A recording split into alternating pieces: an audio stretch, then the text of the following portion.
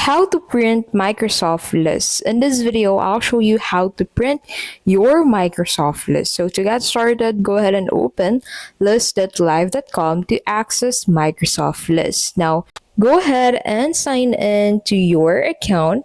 And then once you're signed in, go ahead and open that specific list that you want to print. So for example, I want to print this personal expense tracker list that I have in here.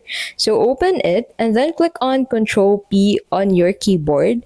And then you'll be able to find this pop up on your screen. So in here, you can go ahead and set the destination of this along with the pages, layout, and more settings such as the paper size of this, pages per sheet, margins, scales, and other options. Now, another way is through exporting this as a CSV. So click on export and then select export to CSV from here. And then from CSV, go ahead and convert it into an Excel file, and then you can go ahead and print your list as an Excel file. And that is how you can basically print lists. If this video was helpful, please don't forget to give this video a like and subscribe for more videos like this.